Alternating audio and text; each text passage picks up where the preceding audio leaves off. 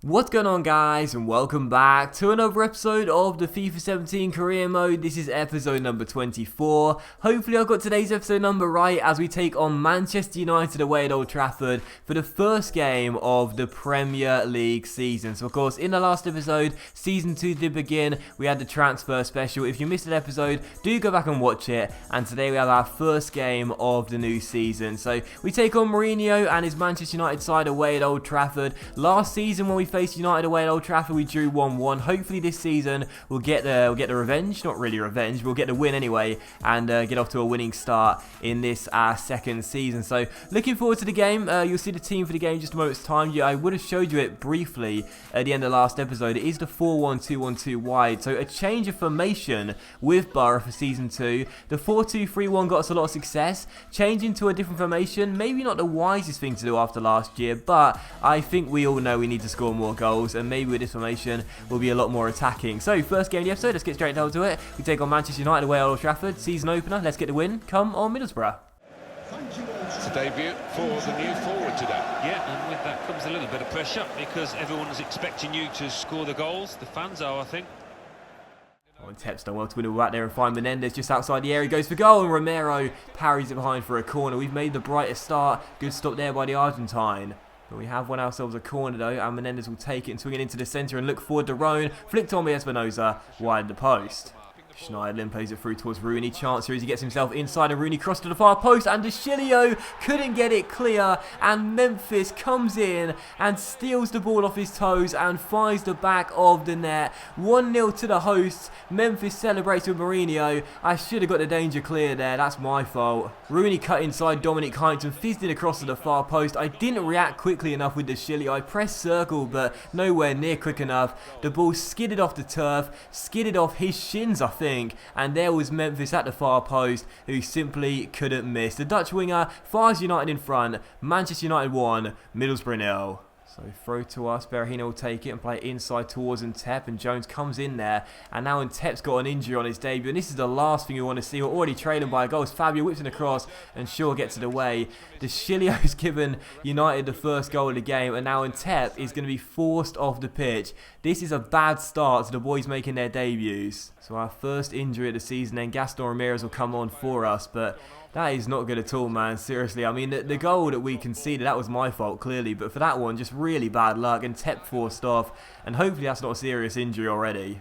Here's Vieto on the ball for us and takes it around Daily Blink. Come on, Vieto, I need you to use your pace in this situation. Get away. Where's Berahino? There's Berahino. Jones blocked the pass, but it'll come towards Ramirez. Through towards Saido. Surely to make it 1-1, and does. And we get ourselves our equalising goal just before the break. Saido Berahino, who didn't do too well for us last season, starting up top on the season opener, makes it 1-1, and we're back on level terms. It was Ramirez who came off the bench, who picked up the ball after Vieto's pass was deflected. A great little turn, fed it through towards the former West Brom striker, who was through one-on-one and simply couldn't miss. Opens up his body, uses that weaker left foot, finds the back of the net. Romero is beaten, and that's a really important goal for us as well. How we gone into the break trailing by a goal, I'll be feeling very anxious about our second half, possibility of getting back on level terms at some point, but now, already tying the game, makes me a lot more optimistic that in the second half, we could possibly turn a game on its head and find a winning goal. Well done, Saido. So free kick to us, which Diego won after some skill, and he's going to float it into the centre and look for Martin Derone, who's good in the air. In it goes, and it might fall to Ramirez instead, headed up in the air by Blintz, and Lingard with a clearance can only get towards Menendez, who takes it round his man there, Menendez, and with a fake shot beats him again, and crossed towards the centre, and there is Ramirez at the far post. Oh, what a header by Gaston Ramirez, and we take the lead with just over 10 minutes to go, and the Uruguayan has come off the bench for Ntep and changed the game. First the assist, now the goal, and we lead with just over 16 minutes on the clock. I said just over 10 minutes, a bit longer than that, but what a ball by Menendez, and a brilliant header by Gaston Ramirez, and the former Southampton midfielder puts us in front for the first time in the game. It was a brilliant delivery there from the Spanish winger, who I've drifted out to the left-hand side of midfield, pushed Ramirez into the middle since that Ntep injury, and it's been a great change as well. Ramirez turns the game on its head, and it's 2-1 to the Borough.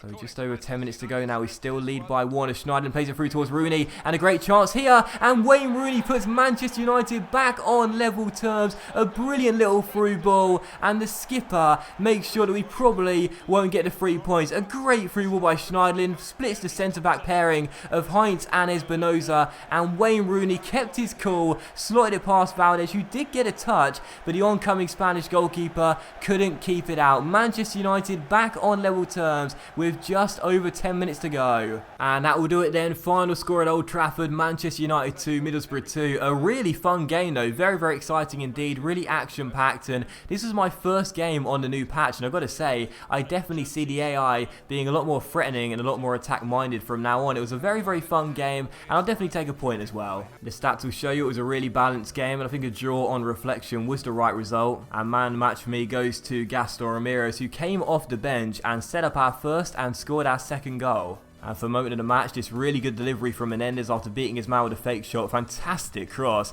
And Gaston Ramirez, what a header that was. It seemed to spin right into the top corner. Perfectly placed from the Uruguayan. And disappointing not to leave for all 3 points after that late goal. But a draw is not a bad result on a season opener against United. I'll certainly take it. And it's a good point for us. So despite the late goal from Gaston Ramirez, sadly we could not hold on to the win on the opening day and do draw the game by 2 goals each. But still not a bad result against United away from home, and it's certainly a credible point. But still, following that, as you could see, we did get confirmation of the Intep injury. He's broken his ankle and is going to be out for 3 months. Now how about that for a piece of bad luck right there? Paul Georges Intep, our highest rated player in the team, making his debut for us, and in the first half breaks his ankle and is going to be out until around November, late November time I'd say, is when he'd return. So that is just absolutely gutting. So straight after that I needed cheering up, and thankfully I was, because we saw it there. James Ward-Prowse did accept his contract and arrives for £14 million. As you take a look at Ward-Prowse's stats here, signing from the Saints, I think it'll be a really smart signing for us. He can play out wide, Ward-Prowse, as well. Love his technical stats, physically pretty balanced as well. I think it'll be a really solid investment, and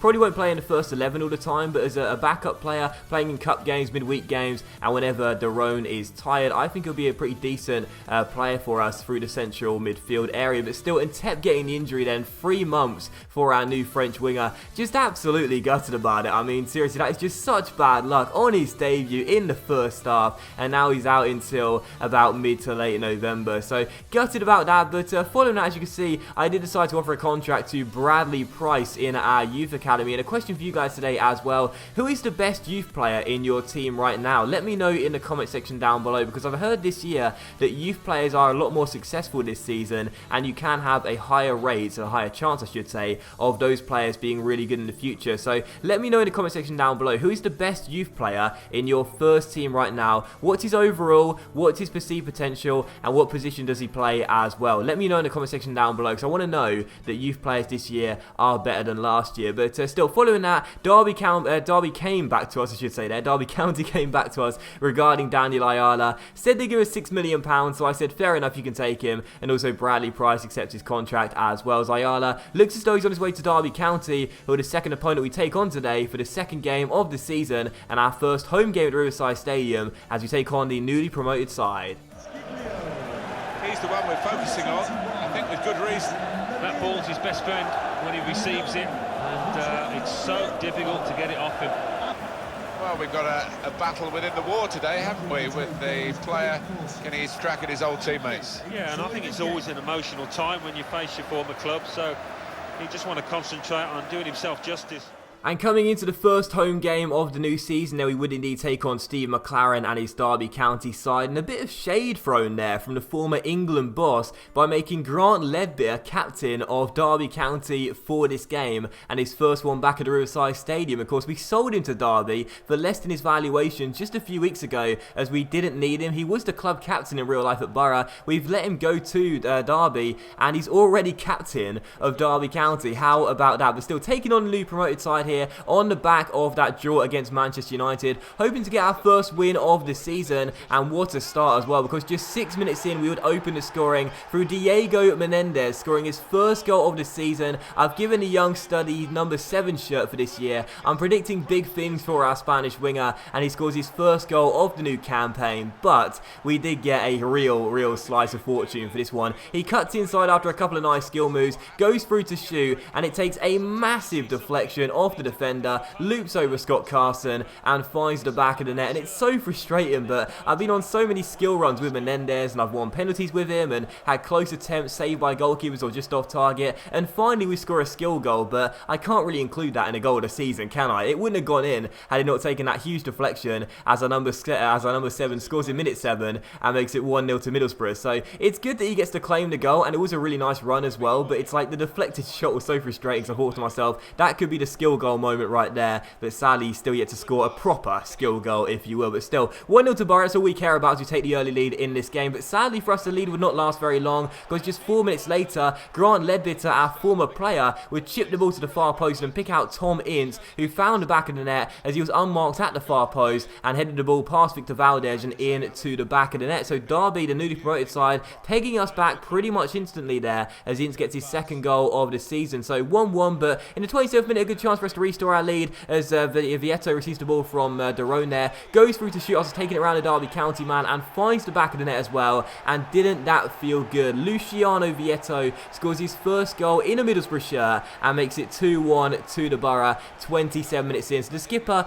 finds Vieto in space here, takes it around the covering defender, and with the left foot opens up his body and finds the back of the net as it clips the inside of the far post. So the Argentine is up and running. We didn't have a reliable goal scorer last season. Maybe Vieto this year though will be the first player to break into double figures. So 2-1 to Middlesbrough, but just like our first goal, our second goal saw us take the lead, but it wouldn't last for very long, because a few minutes after that goal, once again Tom Ince would find the back of the net and put Derby back on level terms for a second time in this first half. They'd celebrate in front of the home crowd there, and it was a really nice goal as well from the son of Paul Ince. He received the ball from just outside the area, curled it in off the post, and put Derby back on level terms once again. So I was thinking to myself, after last season's fantastic defensive display, one of the best sides in the league defensively, in fact we were the best side in the league defensively, I was thinking this is the game surely where we could target our first clean sheet of the year, but instead we surrendered the lead twice and conceded 2 goals against the newly promoted side at home. So not a good half for us defensively. We did look better going forward, but not really too good when trying to keep our opponents out. But in the second half here, just 8 minutes after the restart, we went on the break and had a 2-on-3 chance, or a 3-on-2 chance I should say. And how about this as we retake the lead for the 3rd time in the game?